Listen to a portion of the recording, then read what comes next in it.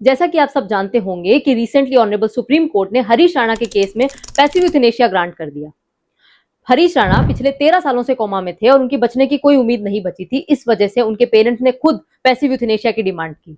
Initially Delhi high court ने इस demand को खारिज कर दिया, क्योंकि दिल्ली हाई कोर्ट का यह मानना था कि जो पेशेंट में फीडिंग ट्यूब लगी हुई थी जिससे उसको न्यूट्रिएंट्स मिल रहे थे, उसको हटाना उसकी स्टारवेशन को बढ़ाएगा, जो कि एक्टिव यूथनेशिया का पार्ट माना जाएगा। लेकिन यह मामला जब ऑनरेबल सुप्रीम कोर्ट के सामने जाता है तो honourable Supreme court passive euthanasia grant कर देती है और इसी के साथ कोर्ट ये बोलती है कि ये पेशेंट की बेस्ट इंटरेस्ट में है कि उसकी सफरिंग को ना बढ़ाया जाए और उसे मौत दे दी जाए। सबसे पहले हमें यह समझना होगा कि यूथनेशिया क्या होता है। यूथनेशिया दो ग्रीक वर्ड से मिलकर बना है, यू प्लस थैनेटोस, जिसका मतलब होता है गुड डेथ है।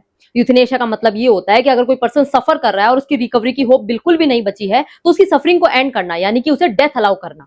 यूथनेशिया के दो टाइप होते हैं, एक्टिव यूथनेशिया और पैसिव यूथनेशिया। एक्टिव यूथनेशिया का मतलब ये होता है कि जब कोई डॉक्टर पेशेंट की बॉडी के अंदर मेडिसिन या इंजेक्शन के थ्रू उसकी डेथ कॉज करता है, उसे एक्टिव यूथनेशिया कहते हैं, जिसमें वो एक्टिवली इन्वॉल्व होकर उसकी डेथ कॉज कर रहा है। इंडिया में ये इलीगल है। दूसरी तरफ पैसिव यूथनेशिया का मतलब ये होता है कि जब कोई पर्सन अगर किसी लाइफ सपोर्ट सिस्टम पे है, यानी कि ऑक्सीजन या फिर वेंटिलेटर पे है, उस ऑक्सीजन को या वेंटिलेटर को रिमूव करना और उसकी डेथ कॉज करने को हम पैसिव यूथनेशिया कहते हैं। और पैसिव यूथनेशिया के भी दो पार्ट्स होते हैं, वॉलंटरी और इनवॉलंटरी। वॉलंटरी पैसिव यूथनेशिया का मतलब ये है कि जहां पे पेशेंट केपेबल है अपनी कंसेंट देने के लिए तो वो अपनी कंसेंट दे सकता है, और दूसरी तरफ इनवॉलंटरी के अंदर जहां पे पेशेंट अनसाउंड माइंड का है या फिर कोमा में है या फिर कोई लाइफ सपोर्ट सिस्टम है जहां पे वो कॉम्पिटेंट नहीं है कंसेंट देने के लिए, तो उसके बिना कंसेंट के, उसकी फैमिली की कंसेंट से उसको पैसिव यूथनेशिया दिया जा सकता है। इंडिया में 1996 में ज्ञान Kaur versus state of Punjab में सबसे पहले राइट टू डेथ की बात आई और वहां पे कोर्ट ने ये क्लियरली बोला कि राइट टू लाइफ में राइट टू डाई का अधिकार नहीं होता है, यानी कि कोर्ट ने प्रिजर्वेशन ऑफ लाइफ की बात करी। लेकिन वहीं 2006 में 196 लॉ कमीशन रिपोर्ट ने यह भी बोला कि अगर कोई टर्मिनली इल पेशेंट है जिसकी रिकवरी पॉसिबल नहीं है तो उन कंडीशन में उनकी लाइफ सपोर्ट सिस्टम को विड्रॉ किया जा सकता है और वो कोई भी तरीके की क्रिमिनल लायबिलिटी को अट्रैक्ट नहीं करेगा। लेकिन इंडिया में यूथनेशिया को लेकर असली लीगल डिबेट 2011 में अरुणा शानबाग के केस में शुरू हुई। अरुणा शानबाग मुंबई के एक जाने माने हॉस्पिटल में नर्स थी और 1973 में उनपे एक जानलेवा अटैक होता है जिसके वजह से उनके दिमाग में सीवियर इंजरीज आ जाती है।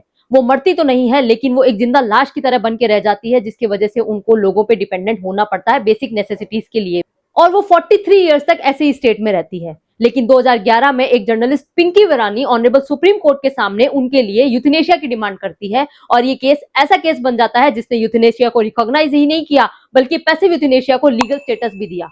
लेकिन इसी के साथ ऑनरेबल सुप्रीम कोर्ट ने ये क्लियरली बोला कि अगर किसी पेशेंट को पैसिव यूथनेशिया ग्रांट भी करना है तो कुछ सेफगार्ड्स को फॉलो किया जाएगा, जैसे कि उसके फैमिली मेंबर्स या फिर उसके नियर रिलेटिव या फ्रेंड से कंसेंट ली जाएगी और साथ ही में ऑनरेबल हाई कोर्ट से भी अप्रूवल लिया जाएगा।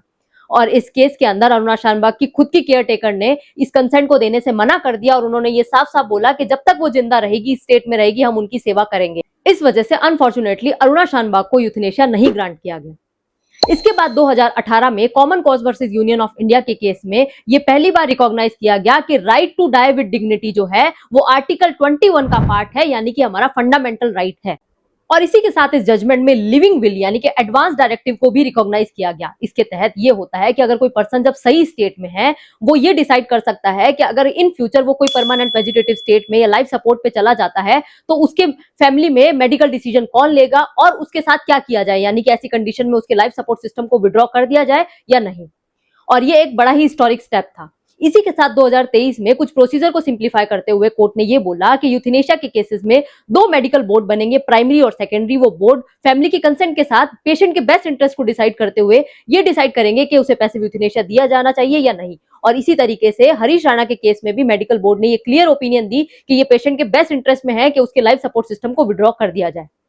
और इसी तरीके से इंडिया में यूथनेशिया का लॉ एक बार में डेवलप नहीं हुआ बल्कि ग्रेजुअली जजमेंट्स के थ्रू इवॉल्व हुआ और आज भी इंडिया में इस पे कोई कॉम्प्रिहेंसिव लॉ नहीं है। तो आपको क्या लगता है कि इंडिया में right to die with dignity पे कोई क्लियर लॉ होना चाहिए या नहीं? कमेंट सेक्शन में जरूर बताइए।